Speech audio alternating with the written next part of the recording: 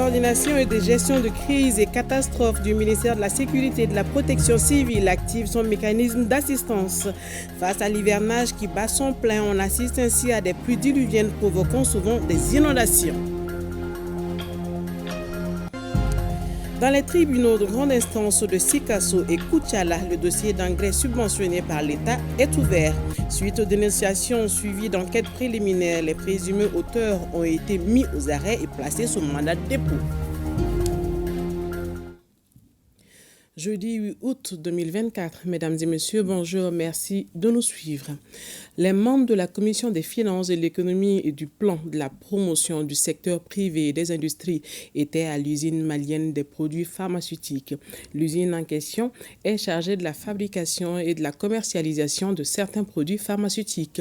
Une volonté des autorités de la transition de relancer véritablement les activités de l'UMPP. Il reste encore beaucoup de défis à relever pour l'atteinte des objectifs fixés, ont constaté les membres du CNT. C'est un reportage de Youssouf Diakité, Oumar Traoré. Les membres de la Commission des finances, de l'économie, du plan, de la promotion du secteur privé et des industries sont à l'usine malienne des produits pharmaceutiques. Il s'agit de toucher du doigt les activités de relance de l'usine en question qui est chargée de la production et de la commercialisation de certains produits pharmaceutiques. L'UMPP est en phase de relance depuis mai 2023. Alors dans cette phase de relance, nous sommes confrontés quand même à certaines difficultés, notamment la vétusté des équipements. Nous avons travaillé ensemble ils nous ont proposé des solutions et ils nous ont fait des recommandations pour qu'on puisse s'améliorer. La délégation du CNT, en visitant la chaîne de production de l'usine malienne des produits pharmaceutiques, s'est véritablement rendu compte de l'immensité des défis à relever pour l'opérationnalisation réelle de l'usine. Nous avons pu recenser beaucoup de difficultés auxquelles est confrontée vraiment l'entreprise. Et avec l'équipe, on se fera le devoir de concocter tous ces problèmes rencontrés et au vu de ces problèmes, faire des propositions de solutions à la partie gouvernementale pour permettre à l'usine de fonctionner à merveille. Tous sont arrivés à la conclusion qu'il faut renforcer les capacités financières et organisationnelles de l'UMPP pour qu'elle puisse atteindre sa vitesse de croisière. Vous le savez sans doute, l'hivernage bat son plein dans notre pays. On assiste ainsi à des pluies diluviennes provoquant souvent des inondations qui engendrent d'importants dégâts. Face à cette situation de catastrophe, le Centre de coordination et de gestion de crise et catastrophes du ministère de la Sécurité et de la Protection civile active son mécanisme d'assistance. Le point avec Aridjou Matina. C'est une évidence, toutes les sociétés sont généralement exposées aux catastrophes naturelles, notamment les inondations, comme c'est le cas dans notre pays, surtout pendant l'hivernage. Ces situations récurrentes ne sont pas sans conséquences. À la date du 5 août, les services techniques du département ont enregistré 33 cas d'inondation survenus dans 9 régions et le district de Bamako.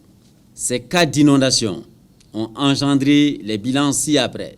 2947 ménages touchés, soit au total 22 553 personnes sinistrées. Nous déplorons 8 cas de perte en vie humaine.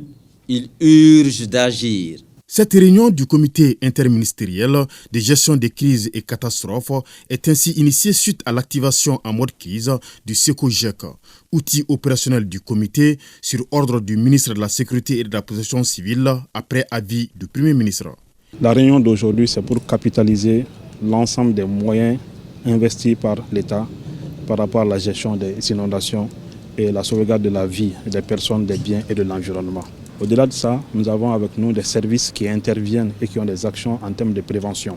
Et ces actions en termes de prévention sont capitalisées par nous, qui permettent à ce que nous puissions encore continuer d'agir. L'objectif de la réunion, c'est pour que chacun à son niveau et de sa compétence vraiment peut apporter l'aide qu'il peut en fonction de leurs compétences, jouer leur partition par rapport à l'atténuation de la situation. En plus du ministère de la Sécurité et de la Protection civile, les autres services techniques impliqués dans la réponse aux catastrophes sont aussi mis à contribution en fonction de leur mission régalienne, cela conformément aux dispositions du plan Orsec, un document réglementaire qui coordonne des secours sous une autorité unique. Je vous l'annonçais dans les titres, ouverture du dossier d'engrais subventionné par l'État retrouvé sur le marché dans les tribunaux de grande instance de Sikasso et Koutiala. Suite aux dénonciations suivies d'enquêtes préliminaires, les présumés auteurs ont été mis aux arrêts et placés sous mandat de dépôt. Les charges contre ces prévenus sont nombreuses et graves, telles prévues par le Code pénal. Les jugements sont programmés les 24 septembre et octobre 2024. Les présumés auteurs jouissent de toutes les garanties procédurales et bénéficient aussi de la présomption d'innocence. Garibou Pérou et Tchédje Camara ont exceptionnellement eu accès aux juridictions de Koutiala et Sikasso. Suivant. Subventionné par l'État, l'engrais destiné aux producteurs tombe aux mains des individus. Détourné, reconditionné ou substitué, falsifié ou frélaté, l'affaire fait grand bruit à Sikasso et Koutiala, deux régions de forte production agricole. Ici et là, les faits sont souverainement appréciés par les procureurs. Les investigations ainsi menées ont permis d'interpeller les propriétaires de la boutique avec placement sous mandat de dépôt pour le détournement des subventions de l'État et surtout les spéculations illicites, également l'atteinte à la propriété intellectuelle. L'atteinte à la propriété intellectuelle est une infraction prévue et punie par l'article 248 du Code pénal. Et quant à la spéculation illicite, c'est bien l'article 278 du même code qui la prévoit et la réprime. Le procureur a apprécié souverainement les faits qui semblent constituer ce délit-là, délit de spéculation illicite sur le prix alors des marchandises, notamment de l'engrais subventionné. Les poursuites ont été engagées. Et le dit commerçant fut placé sous mandat de dépôt. Conduit devant les procureurs, poursuivis par voie de citation directe avec placement sous mandat de dépôt, les présumés auteurs d'infractions, de délits ou crimes attendent les audiences. L'audience du fonds est programmée pour le 24 septembre 2024. Entre-temps, les prévenus nous avaient saisi d'une demande de mise en liberté qui a été examiné à l'audience du 30 juillet passé, mais rejeté. Ce prévenu qui est placé sous mandat de dépôt, alors il jouit de toutes les garanties procédurales, bénéficie également de la présomption d'innocence. Ça veut dire que sa culpabilité à ce stade de la procédure n'est pas établie. Cette culpabilité sera établi par la juridiction de jugement, certainement le 1er octobre 2022-2024. Les conséquences liées au détournement d'engrais subventionnés sont considérables à tout point de vue. L'État a voulu aider les paysans en subventionnant l'engrais, et si il faut que certaines personnes mal intentionnées détournent cette subvention-là de sa destination, vous voyez comment ça peut nuire à l'économie nationale et même éventuellement même à l'autosuffisance alimentaire. Pour qui connaît le pouvoir d'achat de l'agriculteur malien, cette pratique néfaste est de nature vraiment à le priver vraiment de l'engrais au moment opportun. Un véritable réseau peut être à l'origine de cette affaire. C'est la raison pour laquelle, en attendant les audiences de fond, les juridictions continuent d'approfondir les investigations. Nous avons par ailleurs instruit à la police d'approfondir les investigations. Et ces investigations, dans les tout prochains jours, feront certainement l'objet d'un procès verbal qui nous sera transmis. Et à partir de cela, nous allons voir quelle suite leur donner. Tous ceux qui s'adonnent à la violation de la loi vont répondre de leurs agissements. Il n'y aura aucune dérogation en cela. Ici à Koutiala, la justice va sévir et de façon rigoureuse parce que ces pratiques frauduleuses-là, tout le monde en est victime. La machine judiciaire est en marche. Elle est déterminée à aller jusqu'au bout. Les traitements réservés à Sikasso, tout comme à Koutiala et partout ailleurs au Mali, sont sans état d'âme. C'est un signal fort que tout le monde doit se soumettre à la rigueur de la loi, règle générale et impersonnelle. L'actualité sur un tout autre plan. Le Conseil national du crédit s'est réuni du 1er au 6 août dans la salle de conférence de la BCAO Mali. 2 sujets étaient à l'ordre du jour, à savoir la dynamisation du secteur informel d'une part et l'inclusion financière d'autre part. Le ministre de l'économie et des finances, qui a présidé le Conseil national du crédit, a précisé que le taux de croissance est proche de la moyenne communautaire. On l'écoute au micro d'Aloussine Touré. Globalement, par rapport à la situation d'ensemble de la zone UMOA, nous sommes réjouis du taux de croissance dans la zone qui s'établit autour de 4%, un taux d'inflation maîtrisé autour de 3% et un taux de déficit budgétaire qui est légèrement autour de 4% également. Quand nous prenons le Mali est encore à des niveaux assez intéressants. On a un taux de croissance de l'ordre de 4,7%, un taux d'inflation de 2,9% et un taux de déficit budgétaire autour donc de 3,9%, ce qui démontre aisément que en tout cas les agrégats économiques au Mali sont bien orientés, surtout quand nous voyons la tendance depuis 2020 à aujourd'hui. Nous sommes félicités en tout cas des tendances que nous remarquons. Il y a toujours des efforts à faire et les efforts à faire, c'est justement au niveau du financement de nos économies. Nous nous sommes rendus compte que les taux d'intérêt sont en train de s'élever de plus en plus. Le financement de nos économies qui est en train de s'améliorer. On a vu qu'il y a un financement global de l'économie qui augmente de 5%, mais ce qui nous paraît très insuffisant par rapport aux perspectives économiques de nos pays. Donc nous avons noté également qu'il faut que nous avons recommandé à la Banque centrale, lors de la prochaine réunion, de nous faire un point sur ces différentes questions et de voir dans quelle mesure nous pourrions améliorer donc, le financement de notre économie et pouvoir capter toutes les poches de croissance que nous avons, notamment le secteur des mines, de l'élevage, de l'agriculture et de la pêche. L'association Vision Sida, en collaboration avec le Haut Conseil national de lutte contre le VIH-Sida, vient d'organiser une session d'information et de formation dans la capitale du Bani-Monotier. L'objectif est de réduire l'incidence et la prévalence des infections sexuellement transmissibles et en particulier du VIH-Sida dans le cercle de Bougouni. Jafar Aïdra et Djibril Barayogo nous en disent plus. Réduire l'incidence et la prévalence des IST et en particulier du VIH-Sida dans le cercle de Bougouni, renforcer l'accès aux kits et intrants de prévention, réduction des risques de développer les connaissances et les compétences des professionnels en contact avec les populations, tel est l'objectif de cet atelier. Nous constatons un handicap majeur pour faire face à l'arrivée aussi massive des travailleuses de sexe. Cette situation inquiétante nécessite une approche particulière, non seulement au terme d'accompagnement de structures sanitaires, mais aussi en termes d'information. Malgré des avancées considérables, la situation du VIH à travers le monde reste préoccupante.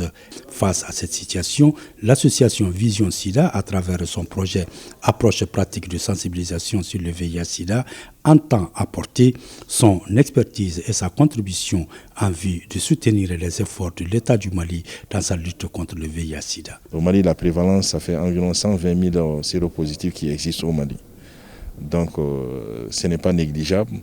Donc, comparé à la population générale, c'est environ 1% de la population générale au Mali. Donc, je l'ai dit aussi que nous constatons environ 17 nouvelles infections par semaine au Mali. Nous constatons plus de 4000 décès dus au VIH au Mali chaque année. Bougouni est en train de devenir une région à haute potentialité d'exploitation minière. Donc, les acteurs de Bougouni ont bien décidé de prendre les taureaux par les cornes en s'associant à ce projet. C'est un réel plaisir pour moi de présider cette cérémonie de remise des tests au CCRF de Bougouni et d'ouverture de la formation des DTC sur le diagnostic et la prise en charge des infections opportunistes sur le VIH dans les cercles de Bougouni. La cérémonie a pris fin par la remise des tests de dépistage par le secrétaire exécutif du Haut Conseil national de lutte contre le VIH-Sida au CCRF de Bougouni. La paix, le vivre ensemble, la cohésion sociale, célébrée au cours d'un concert géant initié par l'artiste Ami Wassidje. Ce concert de l'artiste entre dans le cadre des festivités de la Journée panafricaine des femmes. Le colonel Mariam Sagara était la marraine de ce concert. Aliou Abdoulaye Touré y était. C'est un concert pour magnifier la paix, la cohésion sociale auquel aspire notre pays, le Mali. Et c'est le maître du Takamba, Doumamaiga, qui a donné le ton de la soirée.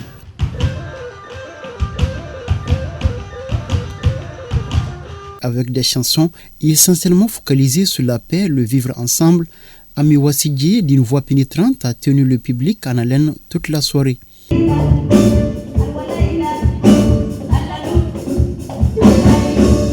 J'ai fait ça pour la paix et la réconciliation, mais plus précisément, Journée panafricaine.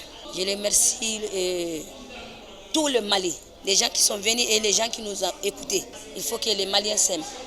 Il faut que les Maliens soient unis. La marraine de ce concert, colonel Mariam Sagara, se reconnaît dans les messages véhiculés par l'artiste. Le Mali a fort besoin, comme vous le dites, de la paix, de la cohésion, surtout la cohésion sociale. Chaque Malien, partout où il se trouve, doit s'unir aux autres. Qu'on soit à l'extérieur ou qu'on soit au Mali, on doit ensemble rebâtir notre pays. Pour Ami Wassidje, elle a aujourd'hui rempli sa fonction d'artiste.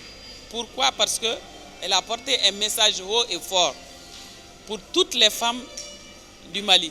Ce concert de l'artiste Ami Wassidje a été riche en son et lumière pour magnifier aussi la femme africaine.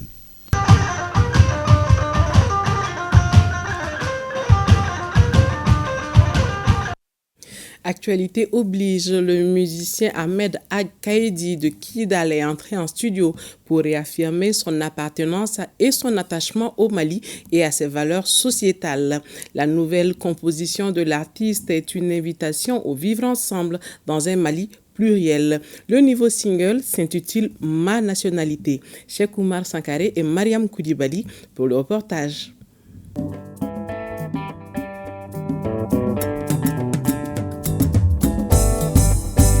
Installé à Bamako depuis le début de la crise, Ahmed Ag Kaidi œuvre constamment à divulguer les messages de paix et du vivre ensemble dans ses chansons. Ma nationalité, c'est l'intitulé du nouveau single de l'auteur, compositeur et non moins chef de l'orchestre régional Amanar de Kidal.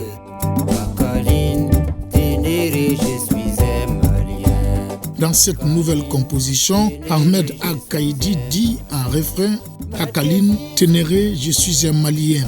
Ma devise, c'est un peuple, un but, une seule foi. Ma devise, c'est un peuple, un but et une seule foi. Ceux qui sont maliens, ceux qui sont contre le Mali sont connus. Alors je me suis dit que c'est une bonne idée de faire cette chanson, de la sortir pour la population qui n'a pas la chance de comprendre tout cela.